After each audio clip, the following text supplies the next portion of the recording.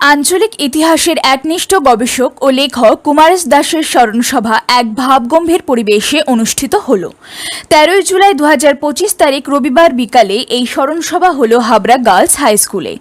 Banipur basic, Gobardanga গবেষণা পরিষদ, Gobardanga Renaissance institute ও Habra little magazine মেলা কমিটি সম্মিলিতভাবে এই স্মরণসভার আয়োজন করে।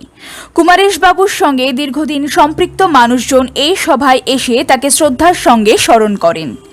সভায় সভাপতিত্ব করেন বর্ষিয়ান সমাজসেবক দেবদাস চট্টোপাধ্যায়।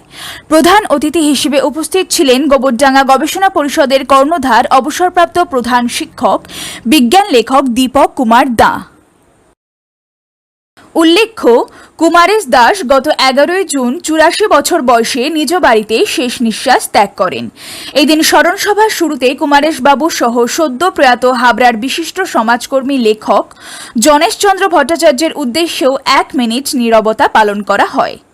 এরপর কুমারেশ বাবুর প্রতিকৃতিতে মাল্যদানের পর তার স্মৃতিচারণা করেন দিলীপ দাস, কমল দেবনাথ, অরবিন্দ দাস, পূর্ণেন্দু ঘোষ, দীপক কুমার দা প্রমুখ। সভায় সার্বিক সহযোগিতায় ছিলেন দীপঙ্কর সরকার, অজয় বসু ও বিষ্ণু সরকার। এদিন সমগ্র অনুষ্ঠান সুন্দরভাবে উপস্থাপন করেন মৃণালকান্তি সরকার।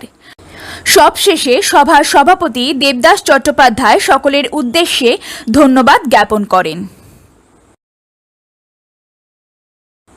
সুদিন গোলদারের রিপোর্ট, নিউজ প্রতিধ্বনি, উত্তর 24 পরগনা।